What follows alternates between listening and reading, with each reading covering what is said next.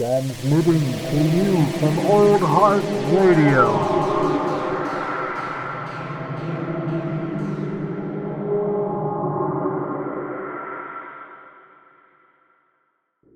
Oh, you got it. LaCroix. Oh, yeah. What LaCroix you got there, sir? Was that lime? Oh, yeah. A little pinch of lime. Want the pump?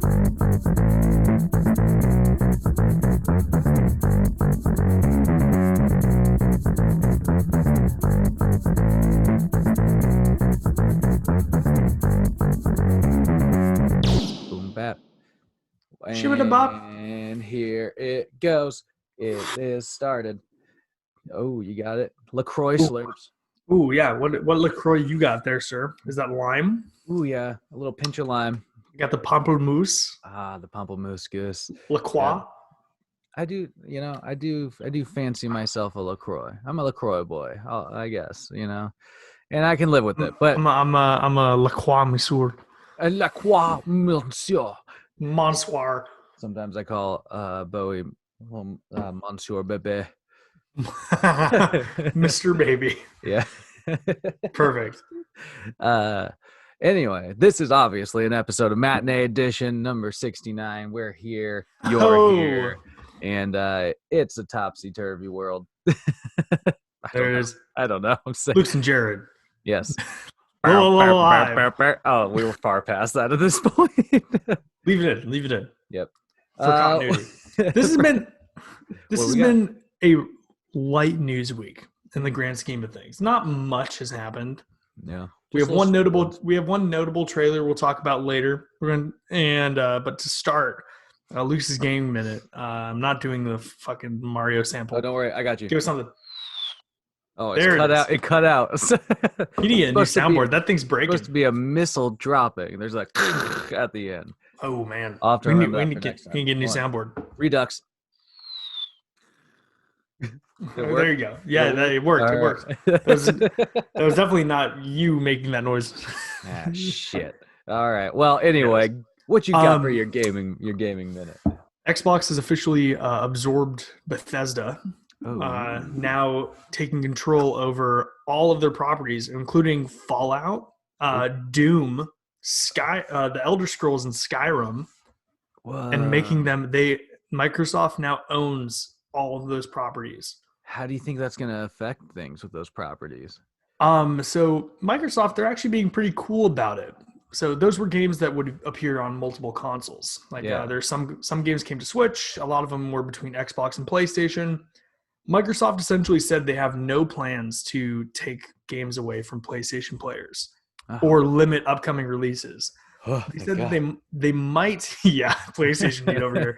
They said they might have exclusive add-ons for Xbox players, but they want to leave the experience intact for other consoles.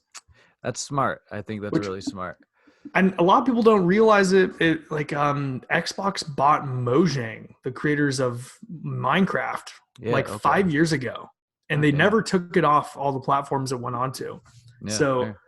I think it's sort of like hey, we're willing to work together, because for a while the disc drives on Xboxes were Blu-ray players, and Blu-ray players are owned by Sony, the creators of the PlayStation.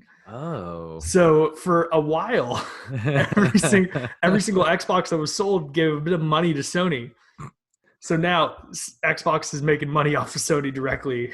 That's smart. They're like a revenge. We'll get them back. And they're probably going to make much more money off of them this time. Dude, for real, though. I mean, those are some hot properties. I know.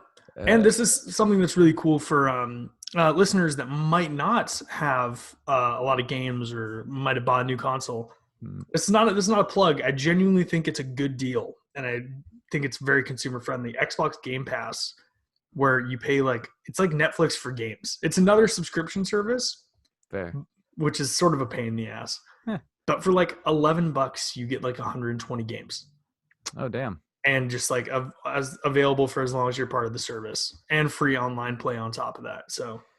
That's pretty slick, actually. They dropped all the Bethesda games on it the day after the acquisition. Damn. So I'm gonna play Doom and shit. I've never played a Doom game, I mean, I remember the original Doom and shit. Like, It's on there.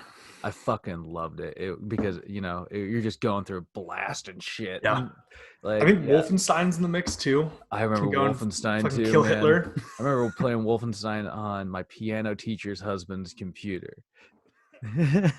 I know that's insanely specific, but Spit takes onto the computer. oh my god, dude! But Excellent.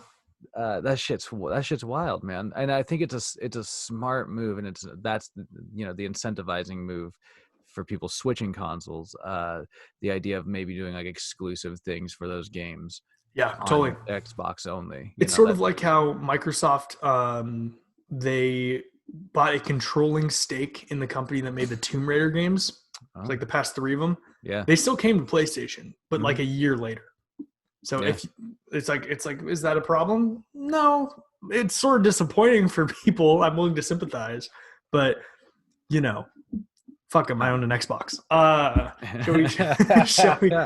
And that's the gaming minute. That's a game minute. So we have we have got this week. We swore we wouldn't talk about it. Oh god. So naturally we talked about it. Yes. Scout's honor was never a thing here. It's gonna be quick. Please don't be disappointed. And I apologize. I've brought shame to my family. I love how guilty we feel for some of the... We lied to our audience, but it's quick. Yeah, it's quick. Don't worry about it. The Snyder Cut is getting good reviews. I know, dude. This is crazy. Blown away by this shit. We haven't seen it.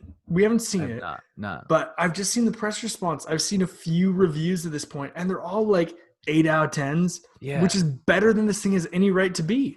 Yeah, like people are saying that it's finally redeemed the Justice League movie, and all this shit. And I mean, I'm like, I initially I had such high hopes for Snyder. Yeah. I was rooting and tooting for it, and then all this shit that I've seen lately, it's just been like a barrage of like random images and like stuff, and I'm just like, what the fuck is going on? Yeah, it looks a bit wild.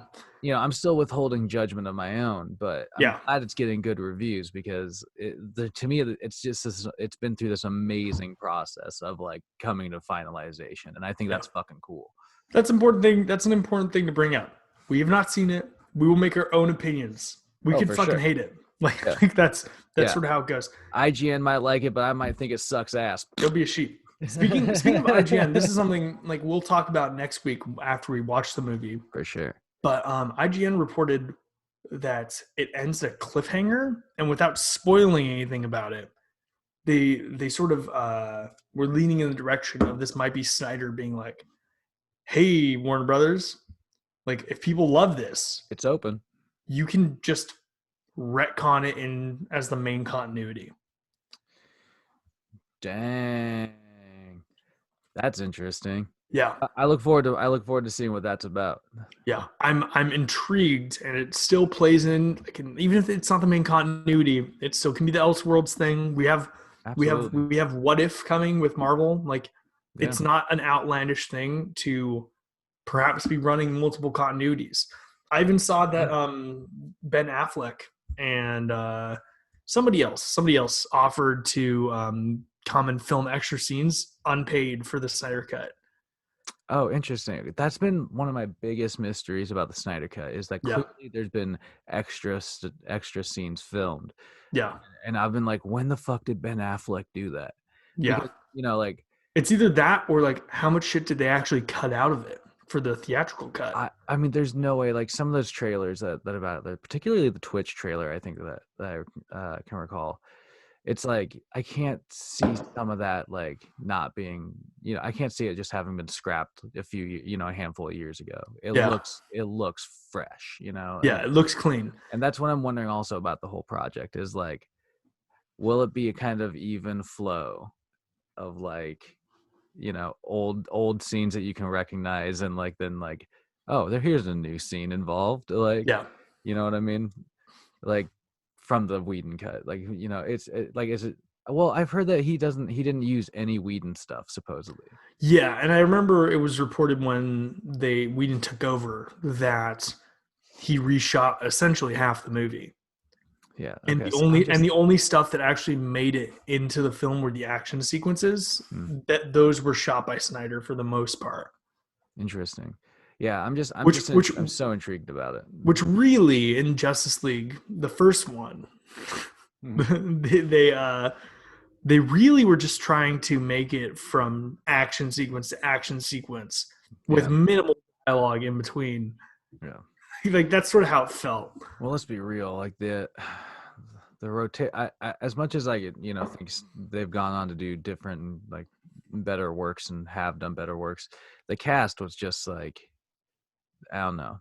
They weren't necessarily like too screen capturing in that movie. They were all very dulled down, I think. Well, and that's actually some of the praise I've heard is like Ray Fisher is a great cyborg because he gets time to breathe, and like they Ben never Affleck is fleshed out much more likable as Batman in that. Yeah, well, that's what I mean, dude. It's like they just. I mean, 4 hours seems quite preposterous. I'm definitely gonna watch it in a couple sittings in a way, but like, I don't know. It's enough time to tell a story. Yeah, absolutely. I guess that's what I like about what Snyder's probably done here is that he's just said, "Fuck it, I'm telling the whole story that I came out to do." This is which is very rare. I think that directors get actually the access and chance to do that. Well, and I think this is sort of a testament to what public opinion can bring about. We saw it. I think I mentioned this a while back with like the Sonic film. It could be a bit problematic in the grand scheme of things. It's a good example. Yeah, for like definitely in some cases directors or like creators shouldn't budge if people don't like it. Fair. Because there's some things that will never hit well. Like as an example, Man of Steel being a dark take on Superman. With like no one was really behind that. Well. It hasn't aged well. Nobody really liked it, but I sort of think it's more unique for it. It shouldn't have been changed. Exactly. And but in this case, especially for a director's cut that would only come to be under the current circumstances of a streaming service, I think it's pretty fucking cool. Exactly. Like, and that's a good differentiation right there. By no means would this movie be getting released in the theater, even if theaters were open. Like, it's not a good investment in that way for the company, But but that's another benefit for like companies partnering up with streaming services more, or like having something of their own, because it like allows them to maybe say like, well, this was an alternative project or something like that. Yeah, this was an experimental thing. Yeah, might not be as widespread for consumers, but it's something interesting. Yeah, exactly. So either way, I'm looking forward to seeing that. Apparently, I wasn't one of the lucky viewers who accidentally clicked on Tom and Jerry and got an hour of the Snyder Cut. Did you hear happened? That? Did you hear about that? No, that's nuts. Like some people, HBO Max users, like they went to go like stream Tom and Jerry, and it ended up playing about like an hour of the Snyder Cut or so, from what I read. That's wild. Yeah, I was like, damn, what the fuck? I was like, I guess I just didn't have. You gotta go watch Tom and Jerry. Yeah. Either way, that's not the pairing I'm interested in. I'm mostly interested in the Falcon and the motherfucking Winter Soldier. All right. Hot damn segue. You know what I mean, dude? Like, new trailer. Did you check? Yeah, you checked out that final trailer. Yeah, it's pretty sweet. Yeah, it was definitely the best trailer that they've dropped. Yeah. I loved the opening stuff with Sam. It really means that they're taking like the weight of Captain America's like, kind of overall responsibility and mantle. Yeah. On it, to seriously, and his training, like him throwing the fucking shield looked awesome, dude. Oh yeah, and it still has that concussive feeling to it. Totally. That's something I was worried about it losing in the outside the movies. Lower production value might, but that's like such a fundamental identity of that brand at this point. Well, fair, but again, Feige has said that this was like basically filmed and shot with like it being a movie kind of in mind. It's basically just been broken up into parts. So into 6, right? Yeah, which is fucking rad. So, it looks like there's like one shot in the trailer where I can't remember the name of the character, but the girl with the mask with the red like hand on her face. Yeah, I just looked it up. What's it? So it's a gender swapped version of Flag Smasher. That's what it's supposed to be. Okay, Yeah. I was wondering about that. So like so Flag Smasher. That's I just Being thought the Terracell ultimatum, but it was just seeks to crush the concept of nationalism. Oh, interesting. Yeah. But that shot, she's like on top of the semi truck, and you can tell she grabs a Red Wing out of the sky and just then knees fucking it, and it breaks it. Yeah, dude, and it just breaks. And I was just like, holy shit! Like, I wonder how strong she is. Yeah, I was like, is this like it? Two things came to mind for me: is this extremis, or is it like some kind of like super soldier thing? Yeah, like that. That was basically what I thought too. I remember the Patriot in Agents of S.H.I.E.L.D. where he had like temporary super soldier because of he got like injected. Well, and it makes sense because they also have what alternative Captain America? What's his name again? U.S. Agent John Walker. Agent. And so I'm wondering if they've maybe pumped him full of some sort of alternative serum. Superroids. And they would have had to experiment at some point also. So yeah. maybe that's been passed out, or maybe Zemo has something to do with it. Maybe he's gotten his hands on it and he's passing it out or some shit. I don't know. Either way, Zemo's participation in the series is still sort of a mystery.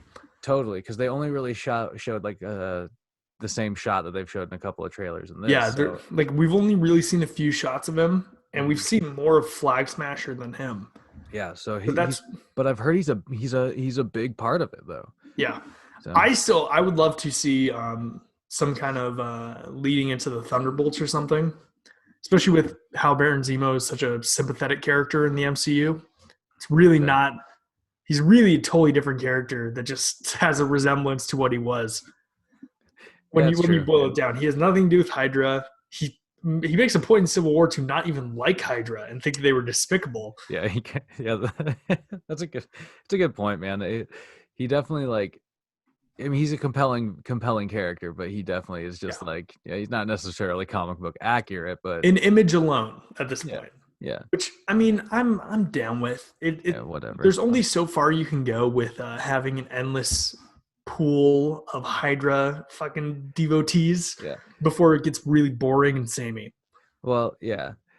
Speaking of Hydra, though, just like I also read that Feige made a mention of this kind of like comment when asked. He said like, well, there's always going to be a need for like shady organizations in the MCU like Hydra and S.H.I.E.L.D. So that kind of gives you this idea that like, you know, they're both going to be active at some capacity. Yeah. You know, well, I think we saw that with Sword and WandaVision as well. It's like it's sort of two sides of the same coin.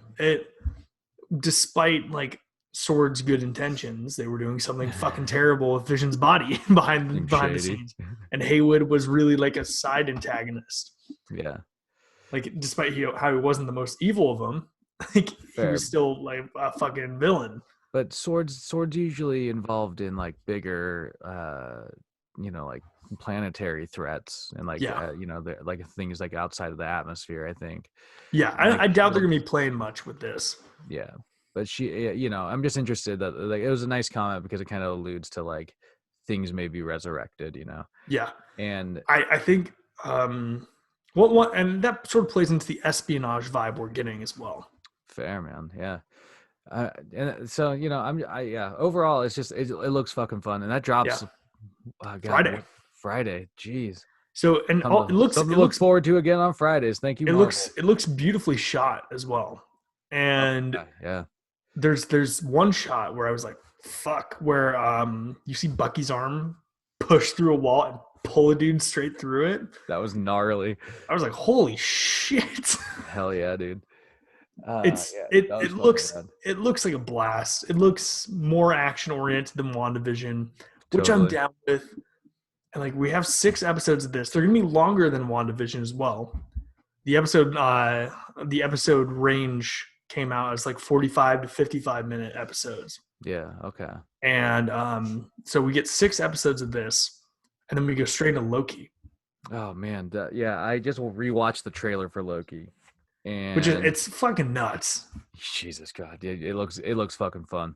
Here's what I think we're gonna start seeing is we're gonna be going back and forth between getting a season of Thinking Man's Marvel in WandaVision and then action oriented Marvel and Falcon and Winter Soldier. They make you think, and then they get you have a good time. Yeah, I do think we're still going to touch on some of the racism issues in Falcon and Winter Soldier. We sort of saw it for the first time in the background in this trailer. I mean, with the "We Need Hope Again" and like all the white people at the Capitol building.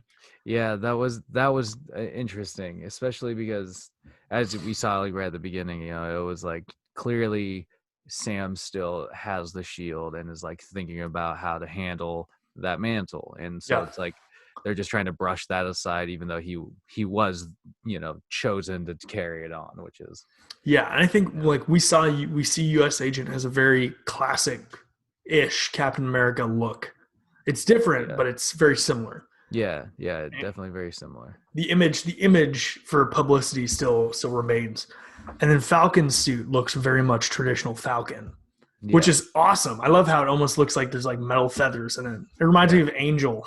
Dude, it looks slick, man. I'm impressed by it, honestly. Yeah. And I still think at some point, if that toy leak was true, we're going to see a Falcon with a legit costume.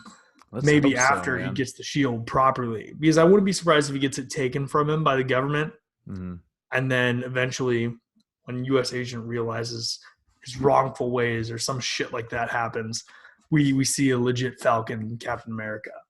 Yeah, dude, that's kind of what I'm thinking. I'm thinking honestly that might end up being like the, you know, towards the end of the season. Yeah, why don't they call him the Bald Eagle? That'd be a better name. He's fucking flying Captain America. The Bald Eagle's coming to save America. Oh man, I'd like to be saved by Bald Eagle, I suppose, or a Bald Eagle. Just Eagle. You know, kind of like Frodo and Sam in Lord of the Rings. Anyway. Yeah. But one more thing to talk about. What else we got this week? Oh yeah, shit, dude. I like we said, there for a second. It's a slow news week, so we're just gonna throw in some stuff we've been watching here at the end. Yeah. Including a show we both, I think, recently concluded. Yes. Ted Lasso. It's an Apple TV show. So if you have that free year of Apple TV, hop on and actually watch that. Yeah. But it's fantastic, man. It's like so good. Jason Sudeikis plays a really intense character, Ted Lasso, and he's intense because he has just this like unending positivity, and then as the show goes on, you see him going through the shit that's like, it's a classic kind of like dynamic, right? Like he has these like really harsh like personal issues, but he just like gives everybody his all of his positive energy, you know? Yeah, that show's genuinely great. And also, I'm a huge soccer guy. I watch the EPL as much as I can, the English Premier League, the league that he is in, the fictional team of AFC Richmond is in. And like I'm a devout supporter of a lot of soccer teams, and I was like, this is very fun how it sort of plays with him being an American football coach, but having such an optimistic perspective, being such a good person. Well, you almost right off the bat wonder if like he's just a little thick, because it's like, why would he accept this job? Like, obviously he doesn't know what he's fucking doing. But then you get a little bit of hope because he has his side character, Coach Beard. Coach Beard always seems like he's awesome. He seems like he knows what he's doing in every situation. Yeah, dude. For the most part, the show is just fun. Yeah, and I think it's a great cast, man.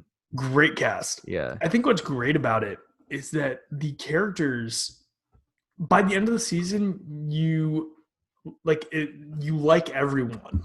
Totally. Except for one dude.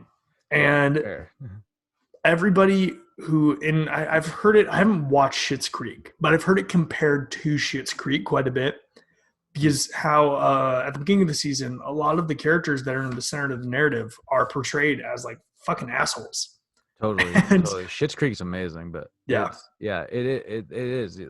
That's spot on. Like at the beginning of that shit, they're just complete assholes. You don't like them. You don't like the place they're in. By the end of it, you're like, oh, these are just like flawed people with very human struggles, and they're Mhm. really well written characters that you can root for by the end of the show. Yeah, And I that's proper definitely, character development, man. yeah, Ted Lasso had genuinely good character development. Absolutely. There and Yeah. like, and yeah, there's some like it's fucking funny. It's really wholesome. It's And really it's just wholesome, and that's actually one of the things that's pretty like something that just catches you off guard about it, because it's a show with a mostly male cast, so it's a lot of like yeah, male to male wholesomeness. Like it's like guys yeah. learning how to like communicate with each other and shit like that, which is so strange. You don't necessarily get It like doesn't. It a also good doesn't dynamic come like off that. super bro-y No, either. it doesn't, and that's the interesting aspect to it. Like, Yeah. but then you also have like, I don't know, they just touch on like age differences really well. Oh yeah, with Roy, I think he's my favorite Yeah, fucking character in with that show. Roy and with Rebecca and Key. Yeah, Rebecca's really good too. Well, yeah, Rebecca's a fantastic character. She probably has one of the most compelling storylines, because she's like Yeah, recently divorced. She's getting shit on in public. yeah, Not like literally shit on, but she, she's getting blasted in the media. Uh, and she took over the soccer club for revenge, basically. yeah. Gets her ex-husband. And it's like, and she, like you were talking about, she has she, at the end of it, you like almost everybody, and she's one of those people you like. Yeah, I think it's. I honestly think Ted Lasso. It is a well-written show. First off, it is a well-made show, Mhm. but it is an example of a show that's like there's enough meaning behind the actions the characters take that Mhm. if you were to replicate that in your day-to-day life and take the attitude of one Ted Lasso into things that you actually do, you'd be a better fucking person for it.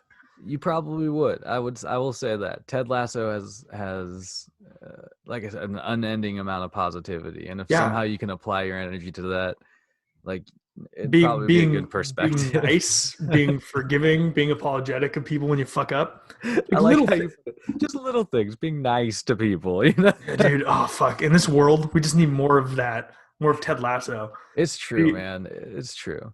We need more Ted Lassos out there. Hot dogs Yeah, become a like Ted Lasso. and there it's little things like there's a scene where Nate, who I think is one of my other favorite characters, Belly. the Nate's little fucking awesome, dude, and he has a great story arc too. he's a great story arc of like actually becoming confident in Yeah, himself. he's basically Towel Boy, and he's like so He's the scared. water He boy. he doesn't even talk to the coach when he first meets him, Yeah, and he eventually with Ted Lasso, it was like asks for his perspective and his ideas, and yeah, it's like gives him some self-worth, and he starts building himself up. It's a fucking yeah. fantastic story. He oh, there's that one scene where Nate gives Ted his ideas, and Ted has been having a terrible day and sort Hmm. of blows up on him. And the next time they interact, he pulls him aside and compassionately apologizes to him. Yeah. And I was like, it's played off like it's nothing, but that's the best. That people don't fucking do that enough in the real world. Yeah, exactly. That was a big scene It's in like the show. people don't admit when they're wrong or when they're being a jackass. I just think that show is fucking great. Well written, wholesome content all around. I do want to try those biscuits he gives Rebecca every morning. Oh man, me too. That was one of those things. I was like, I don't think I could ever do that. Like, cause he literally like seems to get up and bake biscuits and like put them in this nice little box and like hand deliver them to her every morning. But you see it, dude. It like chips away at her like her icy exterior, and eventually they become homies. So also, so they greenlit pretty quickly after the first season launched. They greenlit a second season. Oh, I after read that. Thank God. after the critical reception of the first, right before they went in to shoot the second season, they were like, "We're also doing a third." Oh snap! I didn't know that. Yeah, That's so they've already opened up for 3 seasons of Ted Lasso, and that's fantastic, awesome. man. Because they could continue development all those characters, Yeah. especially like even Roy, dude, who left off in the season finale, man. Yeah, like he aging out and injured. But like it was, it's like what the fuck could he do next? And that's been the question looming over him the entire show, basically. And so it's dude, That dude made me think of this is for our more local people, local yokels, if you could say. Oh snap! There's a dude who played for the Sounders when he was younger, named Steve Zakuani, and it's on YouTube. I'll send it to you after this. He got slide tackled at the beginning of like a game a couple years into him playing for us, and he fucking broke his leg. Oh, and he no. and it like 5 seconds into the game, it was nuts. And now he's a commentator for the Sounders. But he was like, he's done a bunch of stuff being like, I was fucking aimless after I got injured and my career was done. Oh yeah. Like, I had nothing to do. So like, I mean, I'm intrigued with with a character that has so much pride as Roy, what he does when he has to acknowledge they just can't play anymore. Exactly, man. Could you see Roy as being a commentator? No. Fuck no. Actually, maybe. It might be extremely entertaining. I mean, it would be entertaining, but I don't know if he'd be good at it. One of my favorite scenes in Ted Lasso is when he goes to the kids and Roy's like, I'm not much for public speaking. Why don't we just head to the pitch and have a fuck about? Yeah. It's just like, all the kids are like, yeah. Yeah, dude, it's such a good show, man. And such a great show. Yeah. I'm glad I actually like decided to like try it out, because at first I was just like, I don't know, man. I'm not like, I wasn't looking for a show about soccer, but it quickly becomes.